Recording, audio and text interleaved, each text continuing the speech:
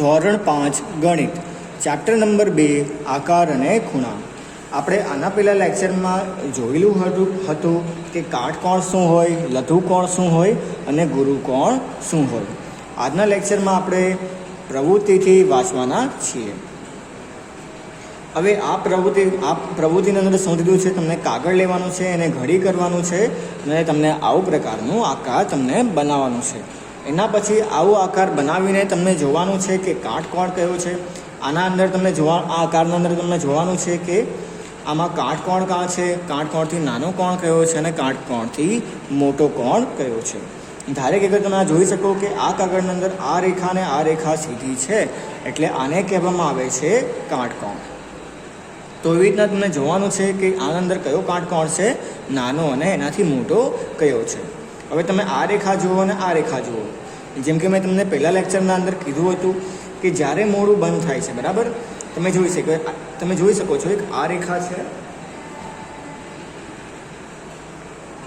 જો અહીંયા એક આ રેખા છે, પછી એક આ રેખા હોય છે, બરાબર. હવે આ રેખાથી પછી એક અહીંયા રેખા, આવી એક રેખા દીધી છે, આવી રેખા છે અને એક આવી રેખા છે. હવે આ શું છે, આ એક ખૂણો છે, બરાબર. હવે આ ખૂણાના અંદર શું થાય છે, મોઢું બંધ થાય છે, બરાબર. તો આને કહેવામાં આવે છે કાટકોણથી નાનો. મેં તમને આના પહેલાં લેક્ચરમાં સમજાવેલું હતું, જ્યારે મોઢું બંધ થાય યા પછી આપણે કહી શકીએ કે જ્યારે આ સીધી રેખા આ તરફ જાય છે ત્યારે એને લઘુકોણ કહેવામાં આવે છે યા પછી કાટકોણથી નાનો કહેવામાં આવે છે. અગર રેખા આ બાજુ જાય છે તો એને ગુરુકોણ કહેવામાં આવે છે યા પછી કાટકોણથી મોટો કહેવામાં આવે છે. હવે બીજી પ્રવૃત્તિ, તમારા શરીર સાથેના ખૂણા. હવે આ પ્રવૃત્તિની અંદર શું દીધું છે, આમાં અલગ અલગ પ્રકારના ચિત્રો દીધા છે. આ ચિત્રના અંદર તમને બતાવવાનું છે કે લઘુકોણ કયું છે, ગુરુકોણ કયું છે અને કાટકોણ કયું છે, અથવા કાટકોણ કયું છે, કાટકોણથી નાનો કોણ કયો છે અને કાટકોણથી મોટો કોણ કયો છે, મોટો ખૂણો કયો છે, બરાબર. જેમ કે અગર તમે જોઈ શકો, બરાબર, એક આ રેખા છે અને એક આ રેખા છે. હવે આને શું કહેવામાં આવે, કાટકોણથી મોટો. જો હે ને, આ રેખા છે અને એક આ રેખા છે. તમે અહીંયા જોઈ શકો છો કે મોઢું ખુલી ગયું છે, એટલે આને કાટકોણથી મોટો કોણ કહેવામાં આવે છે અથવા ગુરુકોણ કહેવામાં આવે છે. ગુરુકોણ 90 ડિગ્રી 90 ડિગ્રી કરતાં વધારે હોય છે, બરાબર. આપણે જોયેલું હતું કોણ માપકથી, અથવા એને ઇંગ્લિશમાં પ્રોટેક્ટર કહેવામાં આવે છે. 90 ડિગ્રીથી મોટું ગયું એટલે શું હોય છે, કાટકોણથી મોટું. અગર 90 ડિગ્રી કરતાં 90 ડિગ્રી કરતાં નાનું આવી ગયું, નાનું બતાવ્યું, એનો મતલબ શું છે, કોણ માપકના અંદર નાનું બતાવ્યું, એનો મતલબ શું છે, કાટકોણથી નાનો અથવા લઘુકોણ કહેવામાં આવે છે. સારું, આગળ જોઈએ, ભાગમાં રચતા ખૂણા. હવે આ છોકરી છે, આ છોકરી અહીંયા શું કરે છે, ડાન્સ કરે છે, બરાબર, નૃત્ય કરે છે. તો એ જ્યારે નૃત્ય કરે છે તો એ અલગ અલગ પ્રકારના ખૂણાઓ બનાવે છે. પછી બાગમાં કેટલાક પાંદડા એકઠા કરો. હવે તમને આ પ્રવૃત્તિની અંદર તમને કરવાનું છે, બાગના અંદરથી તમને પાંદડાને એકઠા કરવાના છે. એના પછી તમને આપણી બુકમાં લઈને પાંદડાને છાપી નાખવાનું છે. પછી તમને જોવાનું છે પાંદડામાં કયો ખૂણો મોટો છે, કાટકોણથી મોટો, કાટકોણથી નાનો, અને કયો ખૂણો કાટકોણવાળો છે. સારું, પાછું એ જ છે, તમે જુઓ અહીંયા કે તમને એક બે ખૂણા મેં બતાવી દઉં. જેમ કે આ ખૂણો છે, આ રેખા છે અને એક આ રેખા છે, બરાબર. આ શું છે, કાટકોણથી નાનો છે, બરાબર. કેમ કે જો આ એક સીધી રેખા છે અને આ અહીંયા મોઢું બંધ થાય છે, એટલે આને આપણે કહી શકીએ લઘુકોણ અથવા કાટકોણથી નાનો. એમ જ તમે જુઓ કે આ વાળો ખૂણો, આ વાળી રેખા અને આ વાળી રેખાને, અગર આપણે આ વાળી રેખા લઈશું, બરાબર, અગર આપણે આ વાળી રેખા લઈશું અને આ વાળી રેખા લઈશું તો આ શું થશે, આનું મોઢું ખુલી જશે, એટલે આને શું કહેવામાં આવે, ગુરુકોણ અથવા કાટકોણથી મોટો. હે ને, આ વાળી રેખા અને આ વાળી રેખા, બરાબર. જો એક આ રેખા છે, એક સીધી રેખા છે અને એક આ વાળી રેખા, આને કહેવામાં આવે છે ગુરુકોણ. મતલબ શું છે કે 90 ડિગ્રી કરતાં વધારે એને, જ્યારે 90 ડિગ્રી કરતાં વધારે હોય અથવા મોઢું ખુલી જાય છે એને કહેવામાં આવે છે ગુરુકોણ અથવા કાટકોણથી મોટો. ચાલો એમ જ તમે આ પ્રવૃત્તિ તમે આપણે જાતે કરી લેજો, બરાબર. હવે આપણે જોશું નામના ખૂણા. હવે અહીંયા આ પ્રવૃત્તિની અંદર શું શું કર્યું છે. હવે અહીંયા નામ લખેલું છે. હવે નામના અંદર કયો કાટકોણ છે, કયો કાટકોણથી મોટો છે અને નાનો છે, એ આપણને બતાવવાનું છે. હવે તમે જુઓ એસ છે, બરાબર. આ એસના અંદર એક રેખા આમ છે, એક રેખા આમ છે. હવે બે સીધી રેખા છે એટલે શું કહેવામાં આવે એને? શું કહેવામાં આવે? કાટકોણ કહેવામાં આવે છે. હવે આ સીધી રેખા અને આ સીધી રેખા મતલબ આ બી છે કાટકોણ. આ સીધી રેખા અને આ સીધી રેખા આ બી છે કાટકોણ. આ સીધી રેખા અને આ સીધી રેખા આ બી છે કાટકોણ. સારું. આ સીધી રેખા અને આ સીધી રેખા કાટકોણ, આ સીધી રેખા આ સીધી રેખા કાટકોણ. હવે તમે જોજો કે આ સીધી રેખા છે અને એક આ રેખા છે, બરાબર. અહીંયા શું છે? કાટકોણથી નાનો, બરાબર. આ 90 હોય અને અહીંયાથી આ હોય, બરાબર. જો બતાવી દઉં તમને, એક આમ છે અને એક આમ છે, તો આને શું કહેવામાં આવે? કાટકોણથી નાનો, બરાબર. પછી આ જુઓ આમ ને આમ, આ શું છે? આ બી છે કાટકોણથી નાનો. હવે અહીંયા કેવું હોય? અહીંયા મોઢું ખુલી ગયું છે, તમે જુઓ. અગર આ આપણે સીધી રેખા, અગર આપણે આ સીધી રેખાને આપણે માનીને ચાલો, બરાબર. આ રેખા અગર સીધી હોય, અગર તમે આમ જુઓ બુકને, અગર તમે પેજને અગર આમ જુઓ તો આ શું છે? આ સીધી રેખા છે, બરાબર. હવે આ શું છે? 90 ડિગ્રી છે. આ 90 ડિગ્રી છે, બરાબર.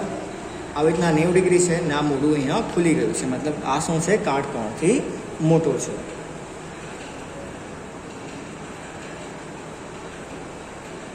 ના તમે જુઓ ધ્યાનથી જુઓ, આ શું છે? નહીં, આ કાટકોણથી નાનો છે. જો તમે આ સીધી રેખામાં જઈને ચાલો અને અહીંયા શું હોય? 90 ડિગ્રી હોય અને આ તરફ મોઢું બંધ થાય છે એટલે કાટકોણથી નાનો છે. પછી આ સીધી રેખા અને આ સીધી રેખા કાટકોણ, અને બધા લોકો કાટકોણ છે. પછી આ શું છે? આ બી છે કાટકોણ, બરાબર. આ બી સીધી રેખા છે અને આ બી સીધી રેખા છે, આ કાટકોણ છે. એના પછી આ કયું છે? આ કાટકોણથી નાનો છે. આ બી નાનો છે કાટકોણથી. એવી રીતના તમે આ બધાઓ તમે જુઓ. હવે અહીંયા શું કરવાનું છે? મારું નામના 11 કાટકોણ છે, તેના 10 એવા ખૂણા છે જે કાટકોણથી 11 ખૂણા, તેમાં 10 એવા ખૂણા છે જે કાટકોણથી નાના છે. સીધી રેખાઓમાં 3 નામ લખો અને ખૂણાઓનો ગણતરી કરો.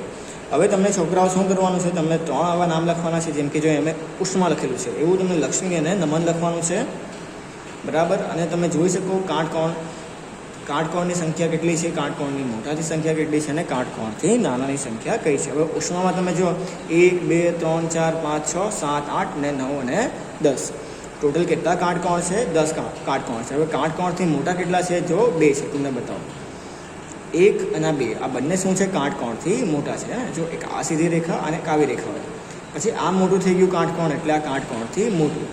હવે કાટકોણથી નાના કયા છે? આ 1 2 અને 3.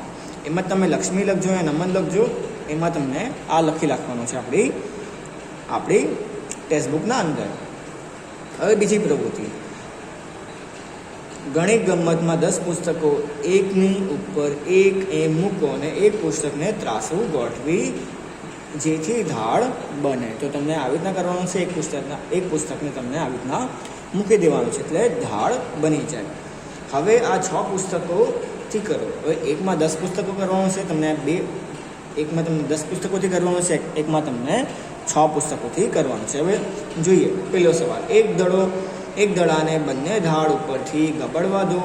કયા ઢાળથી દડો ઝડપથી ગબડશે? હવે અહીંયા 10 પુસ્તકો છે આવી રીતના અને અહીંયા છે 6 પુસ્તકો. હવે 10મી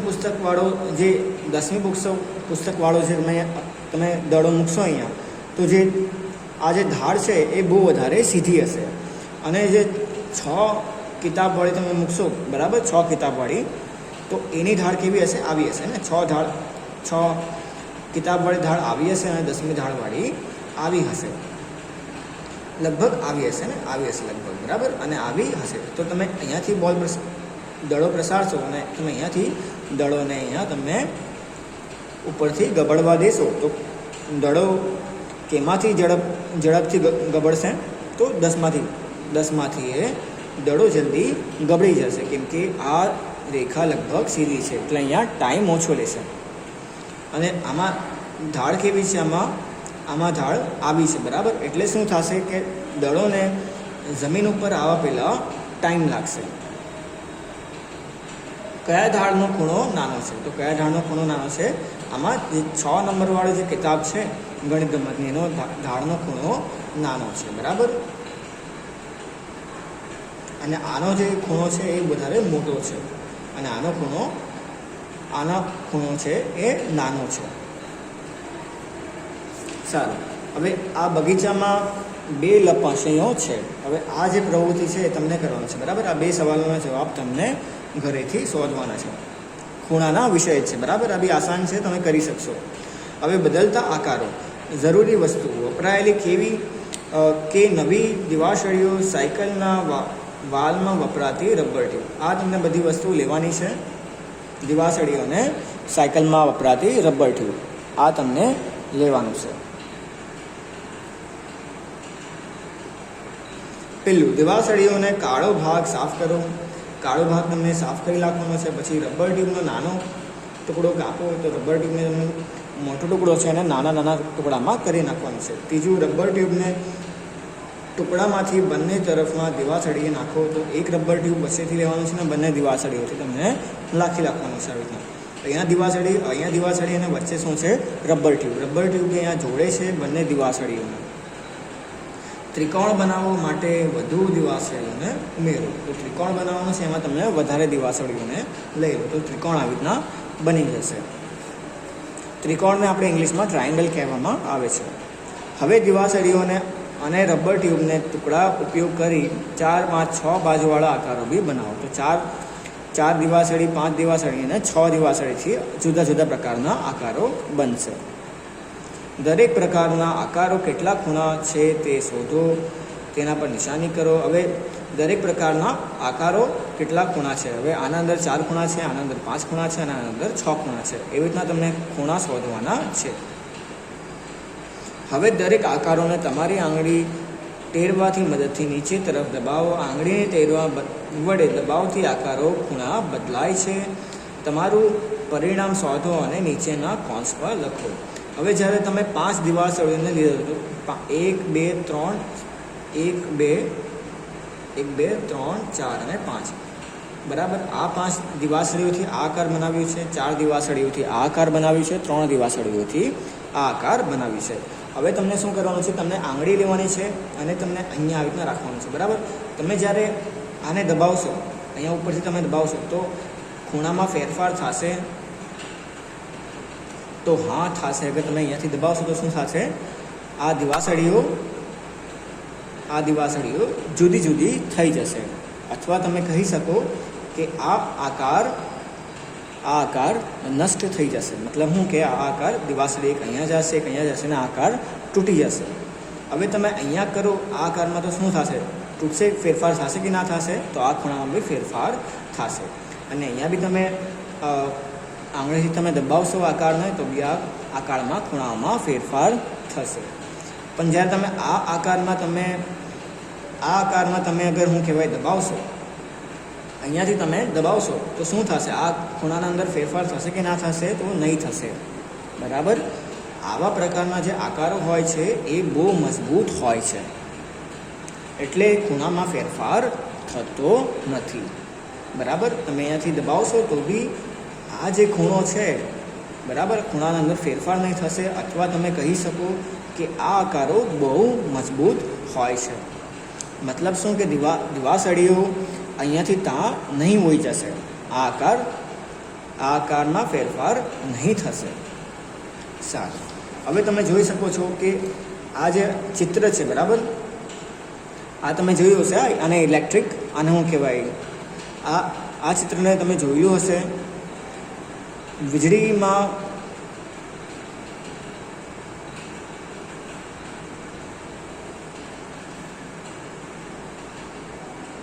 આ ચિત્ર તમે જોયું હશે. આ ત્રિકોણ આકારનું ચિત્ર છે, બરાબર. આ આકારનો ઉપયોગ થાય છે કારણ કે આ આકાર મજબૂત હોય છે, બરાબર.